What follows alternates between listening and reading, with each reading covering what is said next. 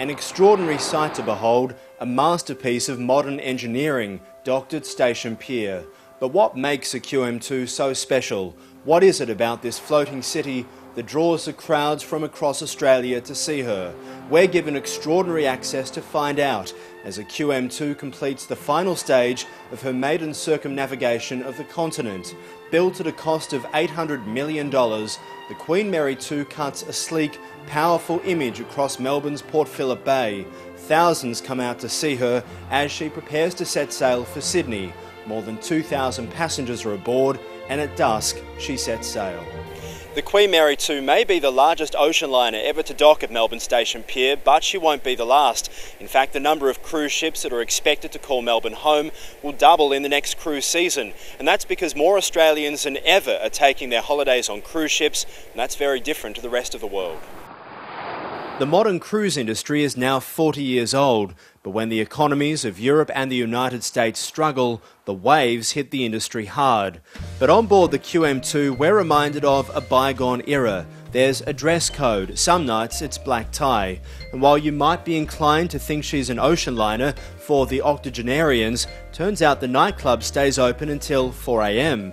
And just like the Titanic, the class system aboard the QM2 is still celebrated. You know your place. Some passengers stay at sea for weeks, therefore entertainment is of utmost importance. This onboard theatre can host anything from an acrobatics performance to an intimate concert. Keith Maynard is the entertainment director. So I have a look around at all these seats. How many seats are there and how often do you fill it? Well, filled regularly, twice a night normally, and it's 1,100 seater theatre, and it's a thrust stage, so you can see no one's ever too far from the action. So what sort of performances do you have here? A real variety, really. We believe in variety, so we go from musical theatre through to, say, last night where we had an acrobatic act, through to comedians and vocal impressionists, classical artists, a real range. And is it a tough crowd? Not in Australia. It's been a fantastic crowd. The Aussies have really brought life. 1,800 Aussies on board the ship has really brought life on board. But just like any production, it's completely different behind the scenes. So we've got 16 cast members, 4 dancers, 12 singers, and when you're backstage it's at least 8 to 10 costume changes per show, and it's organised chaos. So how many outfits are kept on the ship? I'd say there's at least 8 to 10 per show. There's at least 2,000 costumes, possibly more.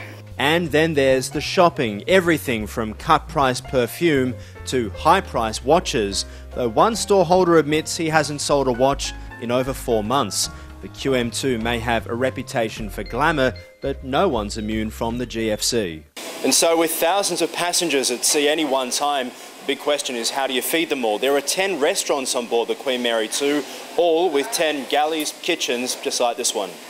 We are the biggest ocean line on the world, so it's in comparison with quite a lot of the big ships now that are going around that are carrying even more passengers than what we carry now. So usually there's around 2,600 passengers on board. How many people would work to feed them?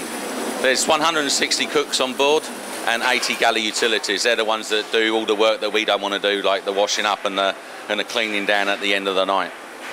So how tricky is it? I mean, you travel right across the world. How hard is it to try and source the food, and how hard is it to try and cater for all the different appetites? I've got a supply chain on mainland, which they try and get product that the supply chain can't get, or going around different parts of the world, the specialty items such as the flowers, the different lettuces, you know, the different fish that's from Australia, or the different fish that's caught up in Japan, etc., etc.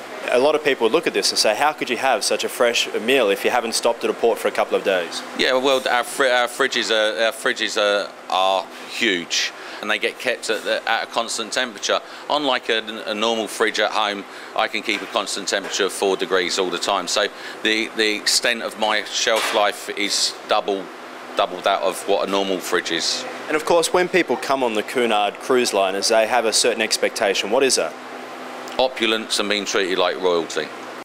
And sourcing fresh ingredients is why the chefs love Australia. From Tasmanian salmon to fresh fruit from Queensland and wine from the Barossa, one stop at a local port can make a massive difference to a supplier.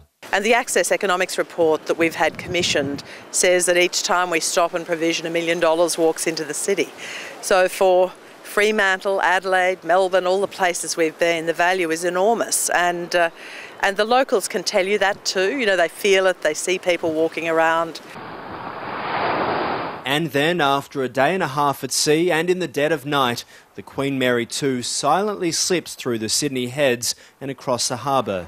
For the first time, she can take her natural place at the International Passenger Terminal at Circular Quay, turning and seemingly reverse parking on a 5-cent piece. Locals don't even know she's arrived until the sun rises, when she dwarfs Sydney's ferries.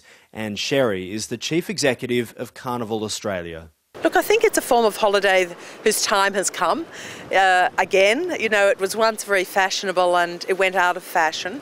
She says the impact of the Costa Concordia disaster in Italy hasn't been felt here. No, it hasn't had an effect on our market, and of course I'm thankful for that. And I think that's partly because we have had such an emphasis on safety and security over a long period of time, and that's of course because we had our own issues with ships here. Carnival knows what the cruise industry needs right now is good publicity, and not much beats one of the world's largest ships docking in one of the world's most picturesque cities, whether that's Sydney or Melbourne.